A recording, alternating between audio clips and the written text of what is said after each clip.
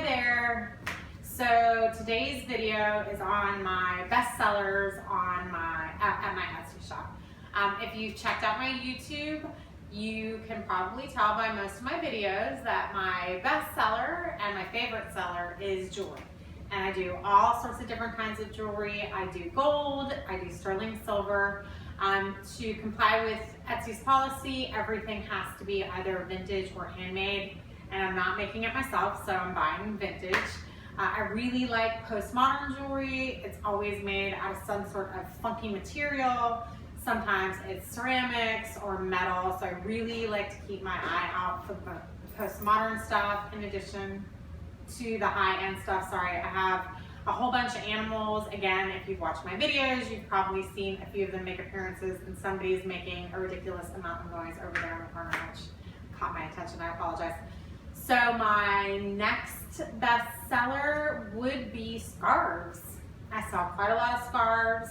I find all sorts of great scarves in thrift stores, and not just locally. I've shopped all over the place and found all sorts of great stuff.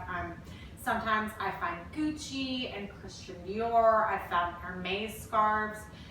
Scarves oftentimes, like jewelry in some places, are just lumped in a big pile or a basket, and you have to really sift through them, but it's worth it a lot of the times. One way to tell if a scarf is authentic, designer authentic, is a hand-rolled edge.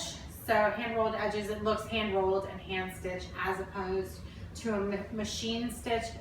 Machine stitch is pretty obvious, as is a hand stitch. So that's one of those things you want to look for if you're buying scarves. Also, if you open the scarf up and take a look at it, everything should be even and level. Like if there's a pattern on it, it shouldn't be lopsided.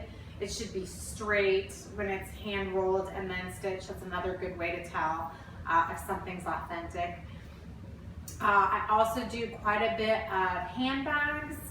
Again, you know, designer stuff is oftentimes more lucrative for me. And if you're looking, you can find plenty of designer handbags in the thrift stores.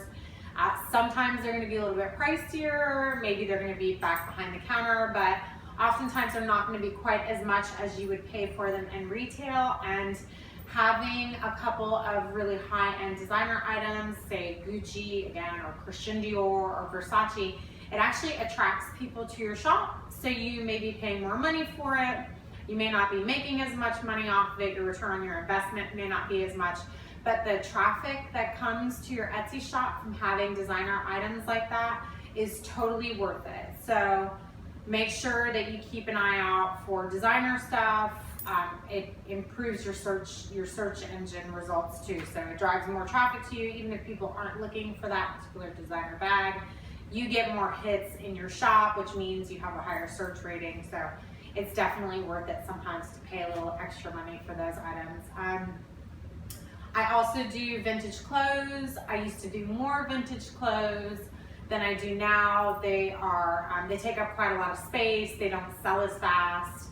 If I have a piece of jewelry, it takes up a lot less space than a vintage coat or a vintage dress, something of that nature. But I do sell vintage clothes. I do have quite a lot of them.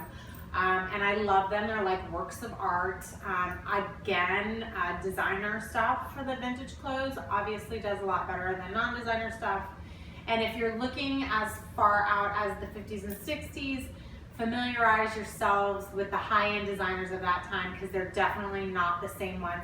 They're not, I mean, Gucci and Dior obviously was a high-end designer then, but there are some designer names that you may not recognize. So you kind of have to familiarize yourself with vintage labels and keep a smartphone on you and make sure that if you see a piece and you think maybe it's something vintage and it's something good, look it up, because you might be surprised. It may be better or worse than you think it is. Again, thank you very much for checking me out. Please check me out at Craigo and Alice on Etsy, and subscribe to my channel here on YouTube for some more tips and tricks for finding things for resale.